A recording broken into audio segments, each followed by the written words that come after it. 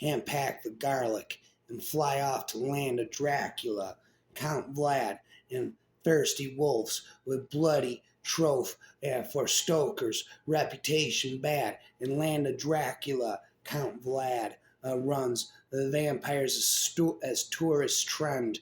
Brad Stoker's reputation's bad. The medieval monsters round each bend. When vampires are tourist trend, you rent a car from Hertz to ride.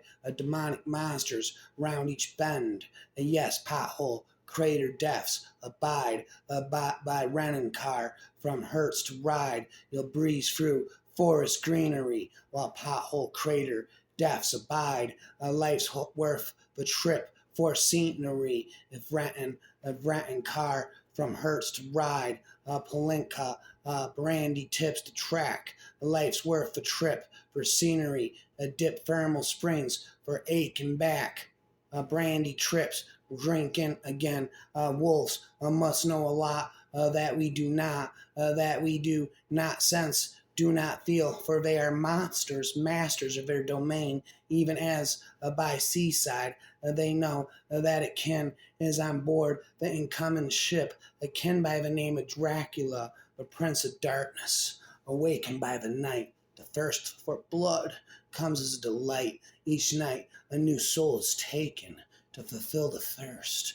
He is here to seek pleasure of the night time, enjoying every moment of his lust, an unholy beast as old as time. He is restless yet bold, awaiting your visit at his shrine. When monsters forget their murderous malice, a gathering of the devilish, depraved, and insane, close to the public and deep in Dracula's domain.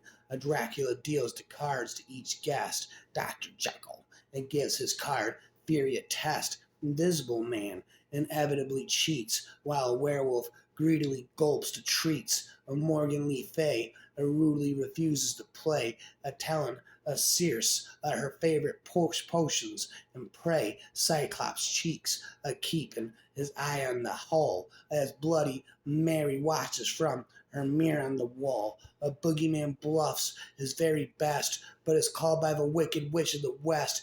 Fisherman folds foreseeing his doom, as Rumpelstiltskin raises quiet in the room. Baba Yaga reveals two queens, feeling grand, into Frankenstein wins with a dead man's hand. Mr. Hyde swears and shouts, Frankie cheated, and with that cheerful claim, poker night is completed.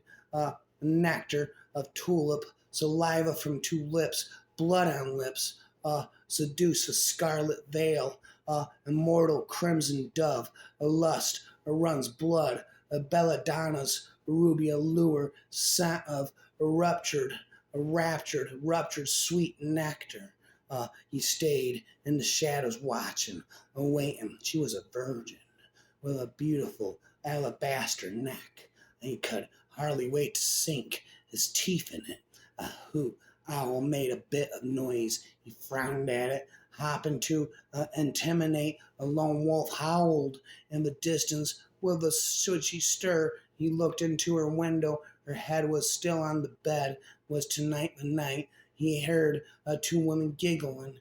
They were walking incredibly close. He would start with them. He needed a bit of a snack.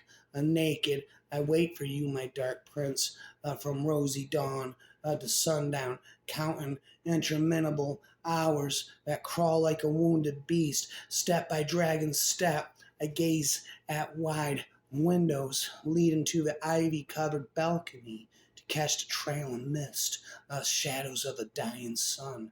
A night invading my bedchamber.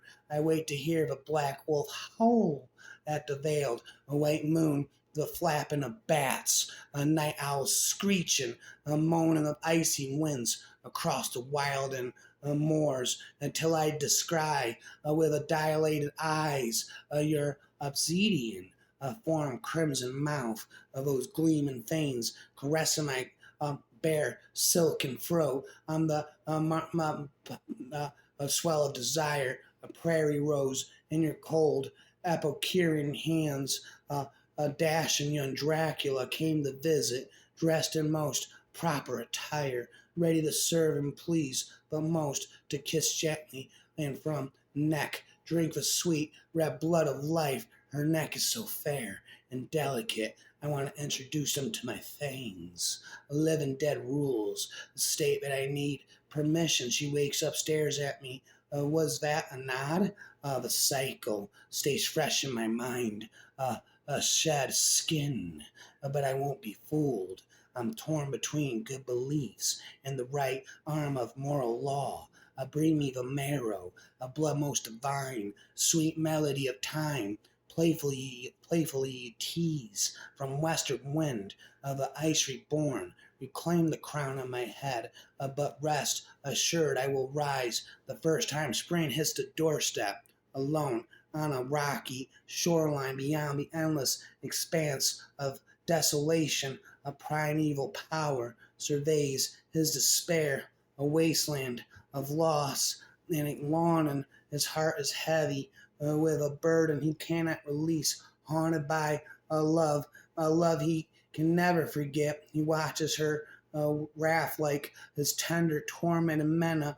His love defies the ravages of time as he reaches for her hair as dark as sin, whipping in the wind as she darts across the bleak landscape of his anguish. For a single moment she brings for bright, vivid life the gray ghosts of winter. Laughing, she holds out her hands to him, beckoning him ever closer and closer.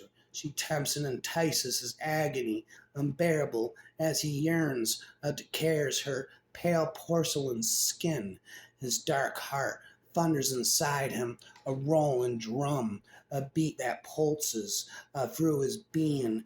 For one brief spark he lives as life leaches into his cold, dead soul. He reaches out in life as he does in memory to caress her, but that memory, mocking as always, strikes him hard. Her precious face, fragments, wisps of her smile fade into the wind. His piercing eyes search for any remand of her, but there is nothing but a cruel recollection of dark lawn and of a solace of her sighs and the taste of her lifeblood sweet cherry red. The undead.